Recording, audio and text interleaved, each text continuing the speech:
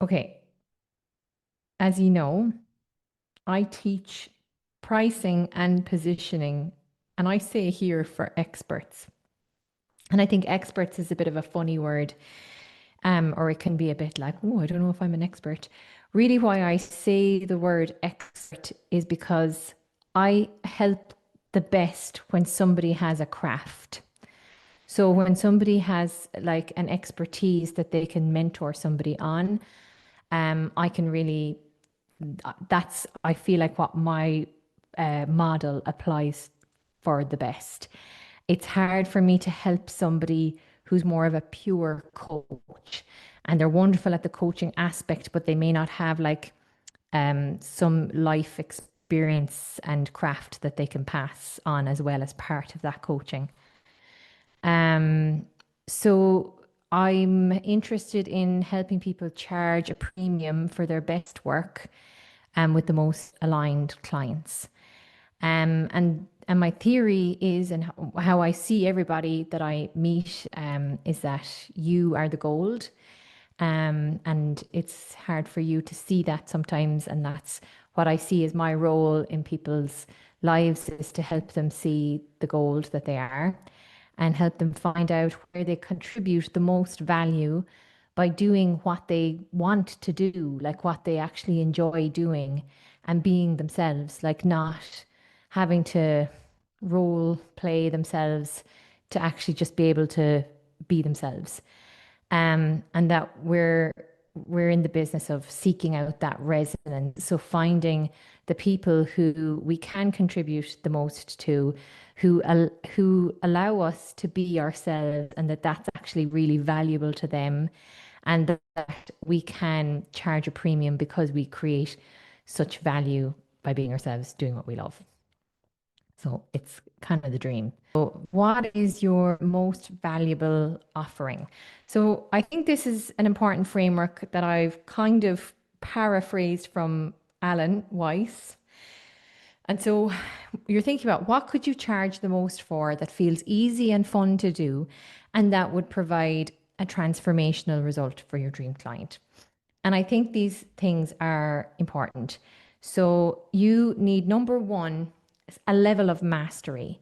Your competency in this outperforms much of the competition. You don't need to be the best, but you do need to have what I would call tenure. And that's just like a lot of compounded experience in doing the thing that you do.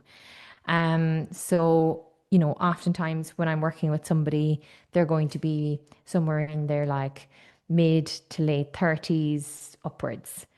And there are years under their belt of doing what they do. So there's some mastery and tenure. Number two, there's mission. So you're on a mission. And I think that this is another really key ingredient that we all need to get in touch with. This is core to you having messaging, understanding really the mission that you're on. And you have this like, and it should be this like emotional conviction and commitment. You've this, understanding of there's a truth in the world that I see, there's a pain that I want to solve in my part of the world that I feel really committed to and really passionate about. And, you stand for something and you stand against something else. So it's emotional and it's bigger than you and it really means something to you. It's not just like this kind of makes sense for me. Let's slot me in here. And then number three, there has to be a market for it. Um, there and so people need it and want it, and they know they need it and want it. And how you could categorize need and want, I was thinking about this, is like they know they need it means they're educated, and they know they want it means they're ready. So it's a readiness and an understanding. So there are some marketplaces that are already ready to go. There are others that you might need to do a little bit of education. So in my case, you know, I do have to educate people a little bit. There is a little bit of a process of people going, what, you don't charge by the hour, but it's all one-to-one and you're not selling a course and it's not selling this and you're going to sell one-to-ones, but for more money. I it's new to people. So I have some educating to do, and I have some building readiness to do. But when that occurs and I have the mastery and I am on a mission, then I have my three things that I need. And I think Alan Weiss says something like, oh God, will I remember it now? So if you're really good at it and you're on a mission, but there's no market, then you've no one to sell to. If you really are into it and you're passionate about it and there's a market for it, but you don't have the mastery, somebody's going to outcompete you. If there's a market for it and you've mastered it, but you don't really care, you're not going to keep going. It's going to get annoying, and you're not going to have the consistency. So something I teach is what I call paid research and development. And so this is teaching people to make bespoke, responsive offers to individuals who already like and trust you through conversation. And this really is the foundation of starting the work together. Um, like we see all around us this pressure, if we're like following anyone in the business coaching space, this pressure to figure out the niche and know what your offer is. What are you offering? And we're like, oh, but it could be a couple of things. I'm not sure. And it's not coming naturally. And I remember being in different business coaching courses, and like so many people just getting stuck on module one, lesson one, pick a niche, pick an offer, and just nobody can get further because we don't know. Because you kind of have to get out and do it to know. And this, I love this. I think this is so brilliant because the market will teach you what it is. And the other part of it I like is being in conversation with somebody and waiting to feel that resonance, that excitement, and going, yeah, I can do that. I know that. Oh, and I could put this with that. And I also have experience there, and I could connect you with this other person who's going to help do this other thing. And so it's just going into the marketplace with curiosity and setting up conversations with your existing network. And I know many of us have like felt that, oh, I don't know if I have people in my world, and how do I can't. And I do think it's easier for maybe for me as a business coach to go in and offer like a business coaching strategy call to somebody. And so that is how things got started for me. But now, as I'm entering into like nearly year three, well, it's kind of in Ireland, it's officially really year two. Um, like there's more momentum now, and there's people who know that I do this, and I'm getting a little bit of referral, and I'm getting like some repeat clients. So it's getting its own energy. But at the beginning, I had like, and I almost did this. I don't know, did I do this on purpose to prove a point? Um, but I think it was just because I was going through something emotionally that year. I felt very like vulnerable that year, and I didn't like having everything up on my Instagram. I just took my whole Instagram wall down, so it was totally blank. I unfollowed everybody, including all of my best friends and my mom. I was like, I am like one step away from deleting this app, but I do need it to build my business. And so I would send messages from my blank Instagram and get people to come on a strategy call with me. And then some of those people became clients. Um, so it can be done. And yeah, you do need to start where you're already known, liked, and trusted. And then your job next is to get more people to know, like, and trust you. That's your marketing. And another part of the marketing, remember, is going to be educating them, getting them to see the world from your perspective, have that paradigm shift. Like marketing is basically module one of your work. It's an onboarding phase of the work.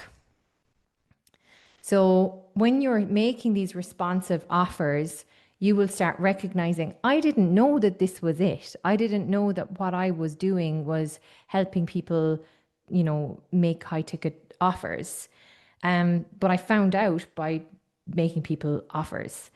So yeah, encouragement is to learn how to sell, and sell first and then articulate later. But I will get into how I like to think about sales.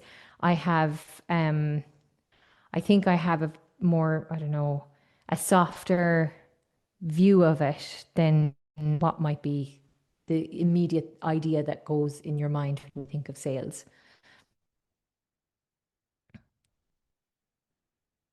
So this was a new entry. Thanks, Feely, for the inspiration. Oh, sorry. Oh, that's my mom. Hang on. Mom, I'm Grant. I'm just doing a presentation. Can I ring you back? You all right? Okay, bye. Sorry. So your QBR, your queen bee role. So this is an idea by Michael Lowicks something. I literally know nothing about this man other than this one idea. Um, and I came across it a few years ago and thought it was quite interesting. So the singular activity that is the most important activity in your coaching that ensures you're delivering on your promise reputation. Now, he actually says that it's the single thing that you do in your business. And there's a lot of, you'll hear a lot of this in the business coaching scene. It's all about leverage, leverage, leverage. And so it is that idea, but I actually want you to think about it for your coaching. And I think that your coaching has a queen bee activity in it, a thing that is the like apex, the peak of the value that you offer. Um, and I was the second thing that I went to in Slovenia after the conference was to watch a client of mine, Amelia, deliver her retreat. And so she does a jazz workshop retreat for 8 days with these singers and her band, her jazz band. And I got to watch her work.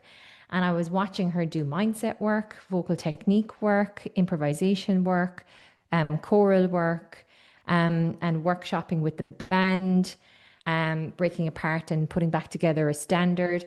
And I was like looking for what's the queen bee activity. And I found it to be that she was the connective tissue between the band and the singer. She found a way to make the singer feel like they were part, like they were another node in that. Like, well, I was experiencing it as a singer. She was like, okay, now I just really want, Gemma, all your attention to go to the drums, and you're just going to sing everything to the drummer. And I just kind of want to hear what happens to your voice when you do that. And it really made an important difference in my voice. And I really started feeling connected to the drummer and to the band. And we did little exercises with like that, but I just found that that was her queen bee activity from my point of view. And I thought, wow, like this is, if she can just do this, if she can just get a singer, like she's world class at this. People will fly from all over the world to be in a room with her with four great musicians, and for her to really get that singer to sink in and sit in with the band and become part of one thing, one organism with them, and like and fly and transcend and like, be connected.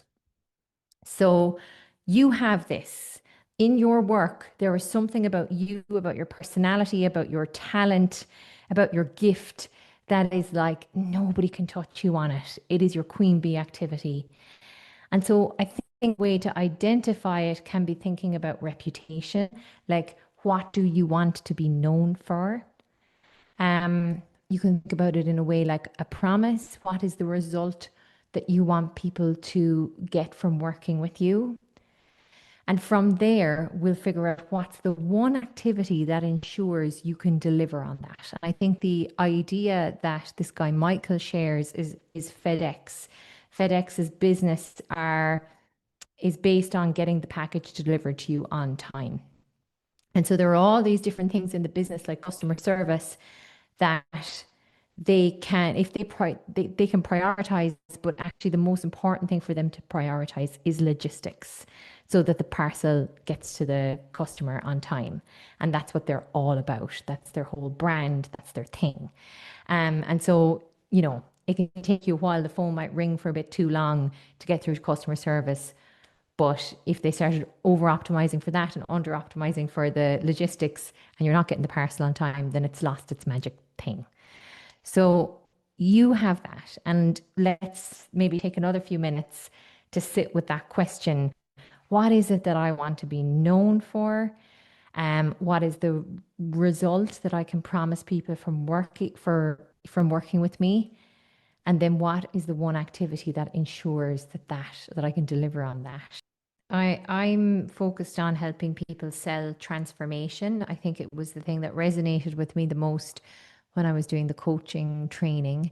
This idea of helping people go from one state to another, not from like caterpillar to better caterpillar, that you're going caterpillar to butterfly. And what I noticed when I was simultaneously in like that another business group course thing, and you know, on group calls with people every week. And it was very intense. Like, I was probably the most intense group I had been in, and people were going through like they were yeah, going through radical change, and it looked crazy.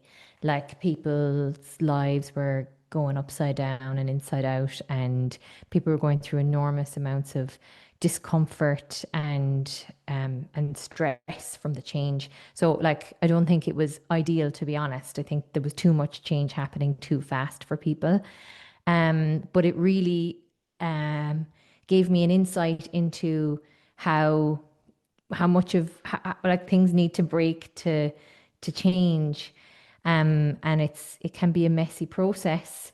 And there's a lot of shedding and letting go, and then being reborn again, and that needs a lot of care and containment and like training and capacity to hold people through. And you know, I endeavor to get better and better at that all the time myself.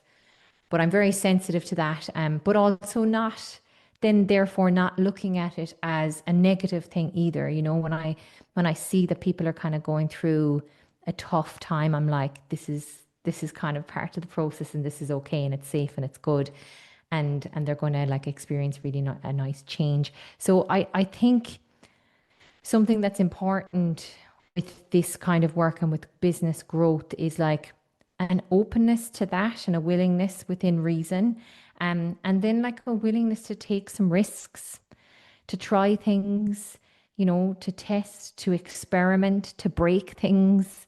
Um, and, you know, like in, again, within reason, but like we're not going to see change unless we ruffle some feathers a little bit and change the status quo of our current situation. I talk about this sometimes as well, this idea of like, I describe myself as a coach mentor, and I see it as mommy and daddy.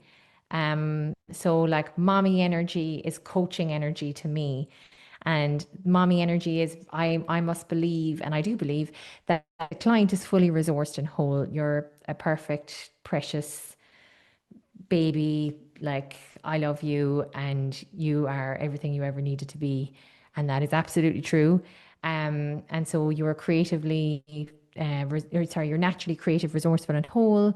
You have your own answers. And I'm just here to facilitate the safe relational container for you for those answers to emerge. And so I will call upon my mommy energy when I need to call upon it. But sometimes I need to step in and give daddy energy.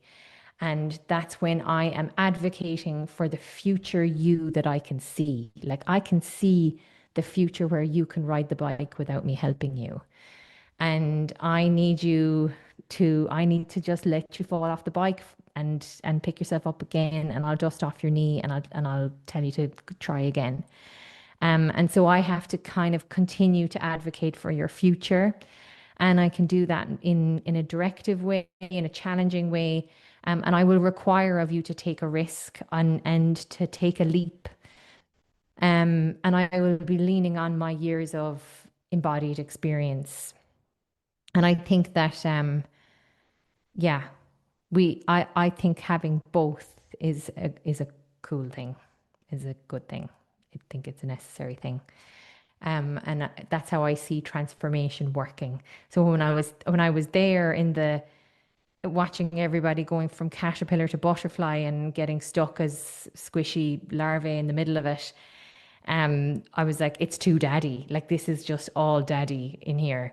And there's not enough mommy for them to like listen, like feel their feelings and like process and get better, because it was just all so growth and challenge and directive and go. So yeah, I think you need both to be to balance. That's just my own hot take on it. So let's see, I'll keep going and then we'll have the chats afterwards. So the client fit and is really important. And I think over time you want to hone, and all of the questions that I've asked today now, these are questions that you should have, that you should return to over and over and over again and like tune them up. The more you experience, in the same way, Fina, you were saying that you're listening to that content by Chris in the last week or two, and it's like you're hearing it with new ears, stuff that I might have said a few months ago. You need to return, all of you, with a new consciousness to these questions over and over again, every 3 months, every 6 months. So, what are the batteries included that somebody needs to have before they work with you? And this is what makes somebody the right person. And so that means traits you're looking for in somebody you want to work with. Like, what do they believe? What do they value? What do they need to be capable of for your work to work? Like, what I need from somebody is that they're willing to take a risk, to try things, to, you know, run an experiment, to push past their like comfort zone. And so, yeah. And also, what kind of person do you want to spend your time with? You know, this is all about us creating the world in which we can really be ourselves and do the work that we enjoy doing. And I think that requires us finding the right people to be around to do that work with. Because it's amazing. You could be doing work with somebody going, God, I'm really shit at what I do. It's just like, I think I don't know anything and I think I might be crap. And then you work with somebody who's a great fit for you and you're like, oh, I might be a genius. But it's just that it's the right fit and they're the right person to receive your energy.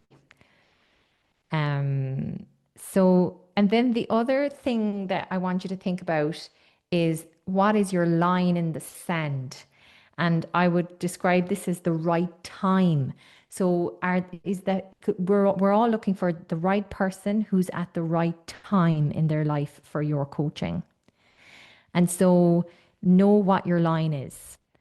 So who wants in? So it's somebody who wants in, but you have to draw the line. You could help them. You're like, I could do that. I could probably, and maybe the little bit of the, and it's like, no, that's not what I do. I can do it, but it's not what I do. There are things that they haven't experienced yet, that they're going to need to experience, that they haven't tried yet, things they haven't understood yet. There's consciousness or sight they are yet to unlock. And you kind of need them to kind of go somewhere else and figure those things out and go on their own little journey. And then maybe come back to you in a year's time from now. And then they're like, oh, I get it. I should have really seen this back then, but I couldn't see what you were seeing. And I'm like, that's okay. You can see it now though. But it wasn't for me to carry them through that journey up until they see it, if that makes sense. So you've got to let people do their thing. Like there were a few clients that I spoke to, or like prospects I spoke to last year. One who was just about to start their studio in a new city. And now they've had their studio in the new city for a year and they've built up a client base of, I think, 25 clients. And they're like delighted and they're like, okay, I think I'm ready for the next step to go deeper with some of these clients now. But it wasn't for me to help them build that then. And so, yeah, that's the right time thing. Okay, so sign your first client.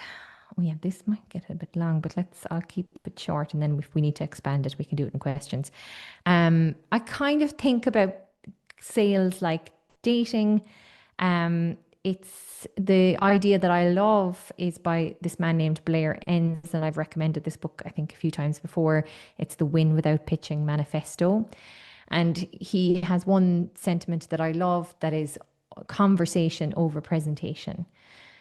Just the power of conversation and the power of knowing how to facilitate a really great conversation with somebody, where it doesn't feel salesy, where it just feels like you are facilitating somebody to, awaken to their own wants and dreams and desires, and to kind of confront what some of the challenges and problems are to getting there, and confront maybe the awareness of like where they currently are right now.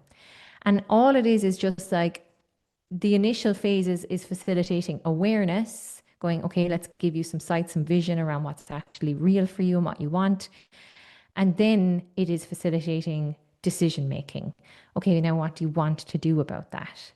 Um, and you don't have to assume that you're the answer. It's you're just there to help awareness. So I like there to begin with a low stakes conversation, and I don't want to pitch. Even if I could pitch, I don't want to pitch.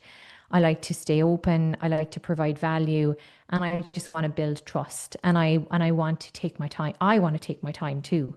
Like I don't want to rush into working with somebody. I want to like get to know them over a couple of calls sometimes. So that's important to me.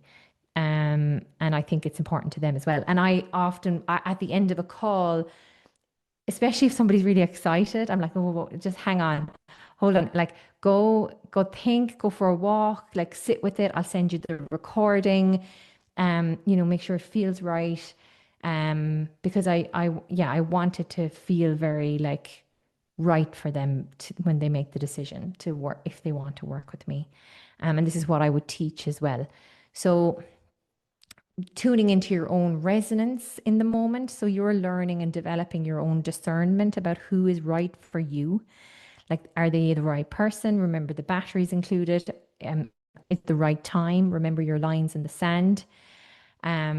So then if let's say we've had the awareness conversation, which is conversation one, then we go into follow-up conversation, which is conversation two. If they want to find out more and they're interested in working with me, we have a follow-up conversation. And that's when I facilitate decision making. And in that, there can be a co-creative aspect to it in that we, create the offer together and we go back and forth and we figure it out. Now, with me, it's fairly straightforward. I really just like working on Zoom, giving support on WhatsApp. I don't really do one-to-one weekend retreats or anything currently. So right now that's fairly straightforward. But I think, massaging out the process and what's going to be required. Sometimes people are starting with me at different starting points. So that needs to be kind of figured out sometimes. So that's the follow-up conversation. And then with their permission, I make an offer at the end.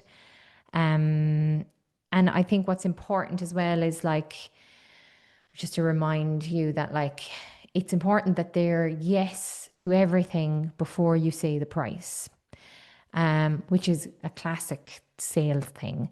But like, it's really important, that, money is just it it kind of takes all the spotlight away from everything. It still absolutely has to be considered, and it can just kind of say they can just go, no, it just isn't in my budget, and I wasn't expecting that. But I, it's amazing how many people will use money as a scapegoat for actually not seeing value in what you're doing. And it's also amazing at how resourceful people can come when they see value and when they want and need something. Um, so yeah.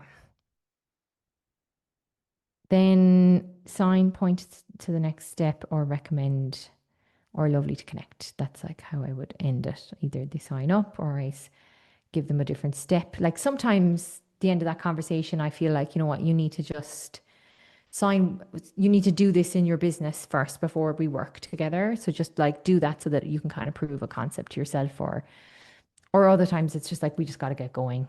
Um, and sometimes I recommend them in a different direction, or it was just really nice to meet them. And and like oftentimes it's lovely, and like it's always lovely. And then they nearly become people that yeah, maybe bring into school, or, I'll see on Instagram now, or I might see again at something else. So it's always great. It's never, no matter what the result is, it's always a great investment of my time. I always enjoy it. So then this is the value-based fees model, which is what I base my pricing model on. And this is Alan Weiss that I have taken this from. So you charge for results, process, and partnership, not your time. Um, AI can't compete on human relationship. Like if we continue to use time as the metric for what we do, like the robots are coming, they're so much more efficient. Like we cannot use these measures, these metrics anymore to measure our value.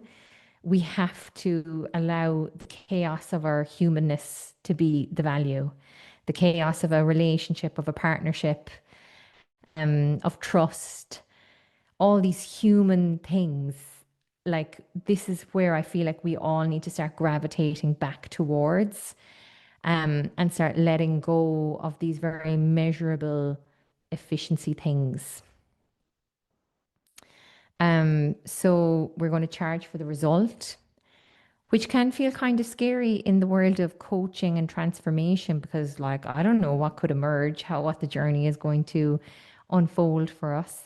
So I think you can be result. You might even want to bet, like I think a better word than results is direction, um, maybe outcome, but there's without attachment. But there does need to be an agreement of like what this is going to do for you, and where we're headed, and what the change is going to be. And those changes are usually in our world both tangible and intangible. There are things that are actually going to change in their real 3D world, like they're going to do this event, or they're going to launch a book, or they're going to do something for the first time, or something will change about their life in real life. Or there are going to be intangible things, like they become the kind of person who, and they develop a new consciousness, or a new way, or they've emotionally released. So you want to understand what needs to change here together in those first calls, and agree on them. Like, is this what we're going after? Is this what we're going for here? And agree that together. And then understanding the process. You, as the coach, guide, mentor, will create some kind of a rough guide process. Doesn't need to be completely micromanaged, but you should be able to see some kind of beginning, middle, and end to your container.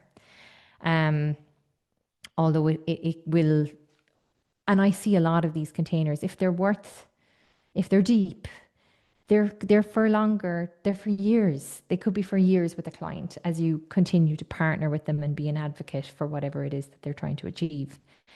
And then you have the pricing bespoke. Oh, sorry, but yeah, the process is bespoke as pricing it can be. And then I think this is the other thing that I'm like, I have to charge what I charge, because I can't, it's a responsibility. I feel the responsibility, like I can't not care about everybody that I'm working with. And I feel like a partner in their business in a way. And yeah, there's only so many people I can allow in energetically in that way. So I have to cover myself financially because of that. But I love it being like that as well. We've talked about all these different ways in which you can offer one-to-one sessions, or sorry, beyond one-to-one sessions, all these ways that you can offer the containers. So you have like in person, we can be on WhatsApp, we can be working in a recording studio. I was suggesting to a client today that there was a singer that she's working with, and he's finding that he wants more consistency when he sings on stage. And I was trying to get to the bottom of like what's creating the inconsistency. And we had a few like little ideas about nerves and maybe some of the inner critic, and because his technique seems to be really good. And I'm like, you just go to his gig, like just go to his gig, warm him up beforehand, watch the gig, see what happens, cool him down afterwards, and then have a debrief chat. And like you experience it externally, and then ask him his experience internally of the gig, and then we can start piecing together what's actually happening. And so, like I'm sharing that story in that like we just need to solve the problem. Like so, if meeting up on Zoom once a week isn't going to solve the problem, like what do we need to do? So not to kind of limit yourself in that way. So coaching walks, sometimes like a walk, like I find with a friend, going for a really long walk with them is like the best thing ever for both of us. And I found that sometimes when I was in Ireland, there was one or two people I've done some coaching with, and it's amazing. When we get to a little bit of a stuck bit, I'm like, let's look at the lake. And then we look at the lake for 5 minutes, and then everything comes out. And I'm like, thank you, lake. That just did all the coaching for me. So the work in the studio, or you can co-write together. I know like Feeny, for example, you did that where you brought somebody over and you did like all this lovely co-writing. Well, not co-writing, but facilitating her songwriting process and being with her in like a one-to-one retreat setting. Um, Collaborations, bringing other people into the engagement, like musicians, if you work with musicians, or you might have a producer. So I have that client that I was talking to today has an unreal deal with a local recording studio. And so she pays the local recording studio and she brings the clients there, but she sells inclusive packages to the clients that include the recording studio. But she's getting a good discount on the studio and she's a wonderful relationship with him. So it's this all like very, excuse me, seamless package. So this is the last slide. Thank you so much for listening. Um, these are just some questions, more questions. I feel like I want to ask the question that has the big box here first.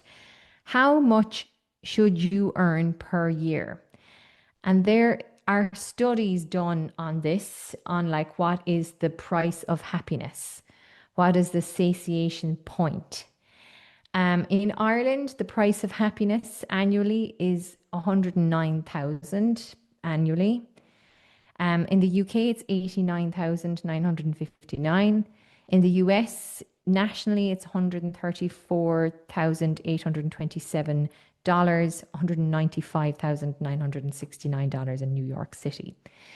So I think I've gotten more in the habit of talking about numbers on calls, just to try and like take the edge out of them, because they're very handy and they're great to stay in touch with, and they're just numbers. And I do think that we all need to sit with like, what should I be getting every year? And what is that number? And like, am I going to run myself ragged trying to get to that number? And what is the most like leveraged, direct, like path of, like not an easy path, but like the most straight path to that number? Yeah, it's going to require of me to like overcome some emotional blocks and do things that I find uncomfortable. And I'm going to have to be seen more. I'm going to have to ask, and I'm going to have to get rejected. I'm going to have to like let people think that I think I'm bigger than I am, or well, I don't know, all that emotional baggage that we have. We might have to just face all of those monsters and like burst through them and get to the other side. Um, but I think finding the direct, clear path and understanding that resistance will keep us out of there, out of that danger zone all the time, and keep us small and keep us downshifting. And I notice it myself. I have down periods and I panic and I'm like, God, I haven't signed a client in a while now. Jesus, oh my God. And then I'll start thinking about how do I make myself more accessible to more people? How can I do a bit of this over here and a bit of that over there? And I have to like catch myself doing that and getting myself to stop doing that or like prevent myself from doing that and think about like, how do I upshift? Like, so an unreal question, which I think we should do is what is your $100,000 offer? Like, there is a client who is ready to put $100,000 in your account today for something that you do, and you have to figure out the only way it's going to go into your account is if you figure out what it is that they would pay you that much money for. So you have to figure out what your $100,000 offer is, which I think we could do together as an experiment and see how close you are to it. Um, I met somebody at the conference and I was, she has just gone like she's PhD in like performance anxiety. Like her research is insane on this. And I'm just looking at her like, like the biggest thing, the biggest challenge that you have is that your market is superstars. It's sports stars, it's celebrities, it's icons. Like we have to skip to the top. But you're going to have to overcome some internal stuff there to do that.